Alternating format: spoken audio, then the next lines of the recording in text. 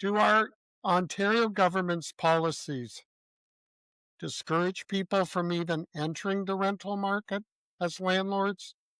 Is there a 100. problem there, and what is it?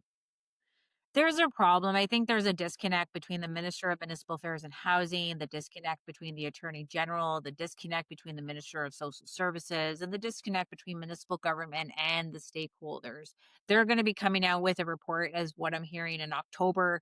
Did they bring it to the stakeholders? Did they have a conversation about this before they put it into this type of legislation that they're bringing out in October? No, they didn't. We're always putting the cart before the horse, and it shouldn't be this hard to communicate with our elected officials at that provincial level to say, hey, this is happening. This is not right. This is theft. This is how tenants are abusing the system. This is how there's loopholes. This is how landlords who are in the system being landlords are not able to get justice because we have tenants who are abusing it. But in turn, also say that tenants can't get their hearings at the Landlord and Tenant Board because we're bogging it down with items and topics that don't need a full on hearing. So we're trying to get our voices out there, speak with the elected officials, say, let's have this sit down. Let's analyze what's happening with the Landlord and Tenant Board and how can we work together to make it sure that it is fair for the landlords and the tenants. And in turn, if we can deal with this affordable housing crisis,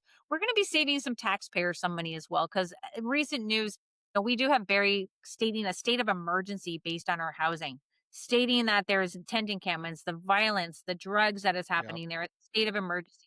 There's motions happening in the city of Cambridge trying to prevent the city from taking down encampments because of extreme heat. Like, we have to start analyzing what is happening and making sure that all of us are on the same page, because obviously it's not working. And the definition of insanity is doing the exact same thing and expecting different results.